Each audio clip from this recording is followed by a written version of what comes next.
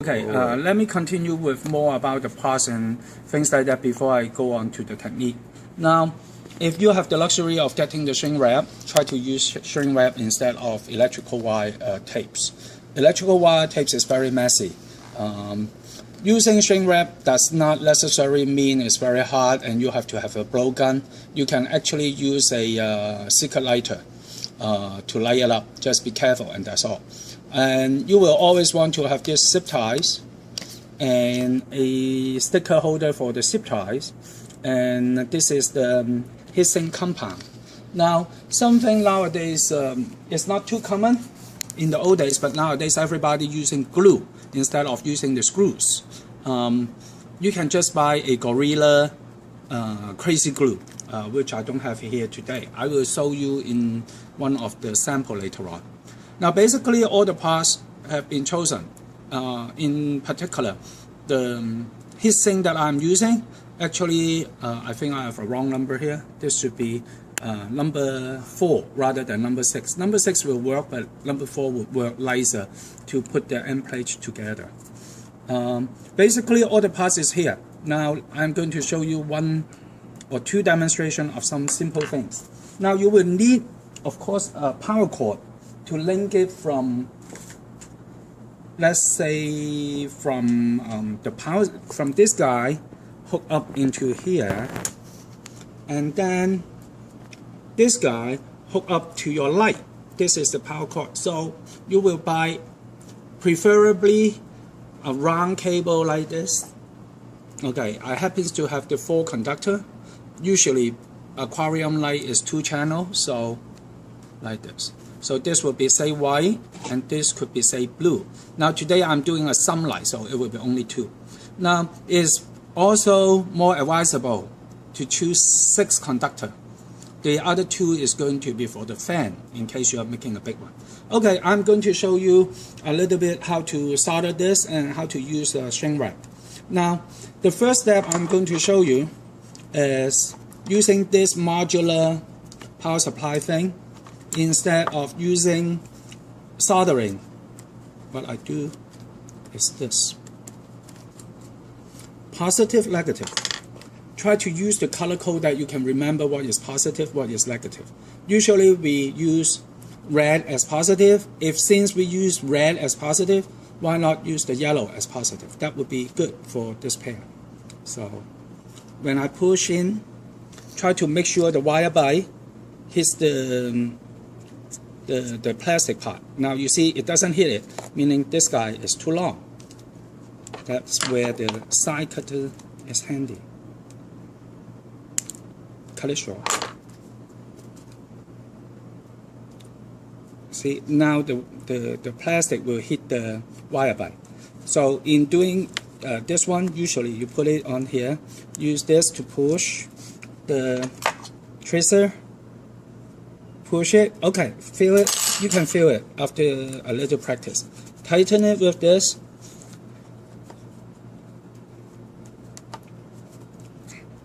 The advantage of using this type of connector, and there is some disadvantage. Advantage is you don't use solder, so it's easy. Now the disadvantage is it's not very durable, meaning you cannot keep on turning around, wiggle the connector too much, unlike soldering. So it's your choice. But for demonstration, I'm going to show you this way.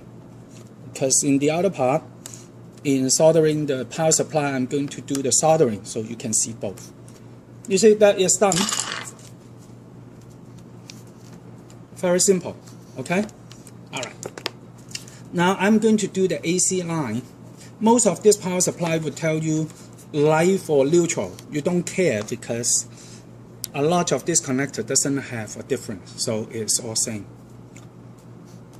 So the first step is, you see these wires are already pre-tin. They have a tin on it, meaning soldering. I have put solders on it. Now since this cable are moving a lot, it would be helpful to put this guy to help me hold it. When doing soldering and using shrink wrap, one of the most common thing I would forget, hopefully you don't, is to put this back in first before you solder. Okay, put it in. Now I'm going to use a semi-commercial grade soldering iron, so you will be most likely using a regular Radio Shack $8 to $15 soldering iron. I'm going to show you how it heats up.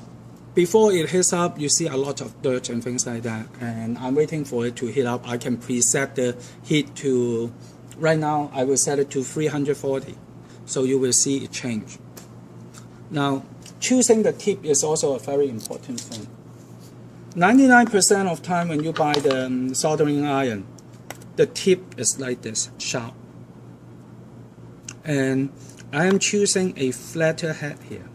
It gives you more surface to solder, and it transfers heat better.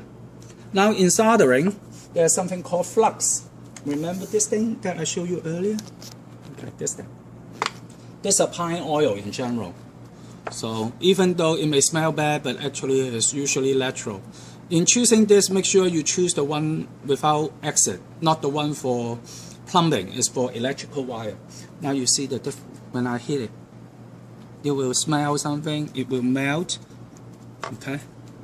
If I don't have the solder flux, it melts slower, but it will still melt it. Now my soldering iron is 340 degrees, which is hot enough for a good solder. I go to the solder, get a little bulb right here. It's very hot right now, and I have some of those flux over there. If I put it right there, and you can see it kind of turned into a bubble. This is considered a good solder. Now you don't want to put the iron there for too long, because actually the hand I'm holding will be very hot. That's why you don't want to put it too long. Now, okay, put your hand, keep the hand steady until it's cool. You can blow it a little to make it dry, cooler faster. Now it should stay. So you see, very smooth. This is considered good solder when it's smooth.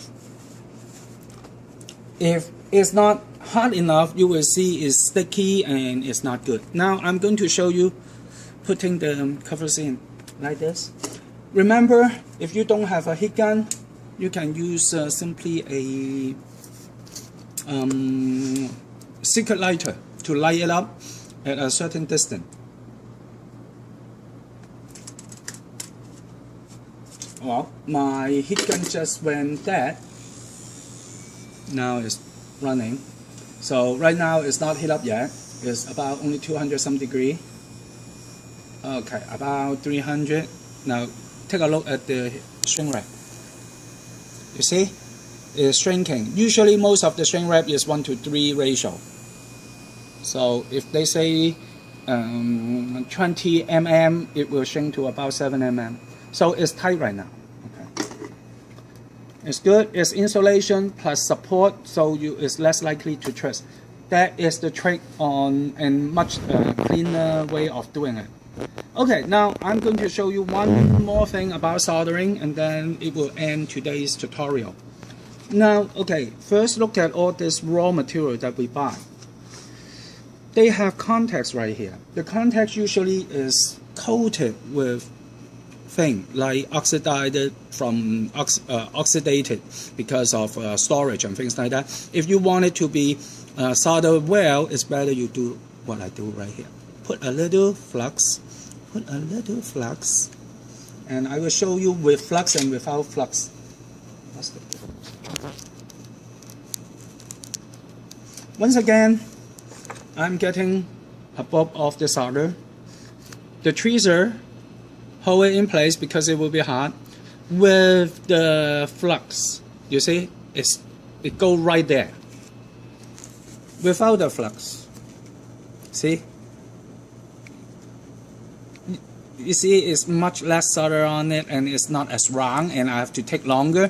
When it takes longer, the heat will transfer into this, and then it will hit other things, and sometimes your finger. So using the flux is always good. And remember, the flux is not conductive. It's a very good material. So even if you have the flux around on the plate, it's not going to transmit the electricity into the other place. Now the next step, I want to show you some demonstration over here. You see why I did the jumper out? Many people have a tendency to push this to the side, make it flat. That is a very wrong step, because if you look at the side of the LED, it's actually metal. The metal will go to the bottom. You see that?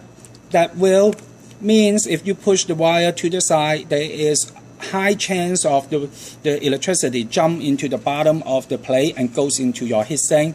That's why a lot of the LED, DIY LED, they die in a while, like let's say half a year or so. One of the common symptoms is when you see the heatsink has a corrosion at one place, that means there is electricity going through the heatsink that's causing it. So remember, all the wires should be jumping up, okay, jumping, not to the side. I saw a lot of the videos on YouTube. Many people did it wrong, so make sure like that. Now, the next step, I want to also show you if you use a screw, why nowadays less people are using screws. In the old days, people use screws and hit here. You should already see that the head of the screw may touch this little contact. So what people do is they put a washer over there and insulate it. Why not just glue it? Glue is almost as effective as the same. How to mix a mixture of glue, I will do it in the next tutorial. So far, you have the trick of how to make a good big bulb of solder so that the wire will hold strong instead of coming loose too easily. And you know how to avoid sorting the LED. And that will conclude today's tutorial. 暫時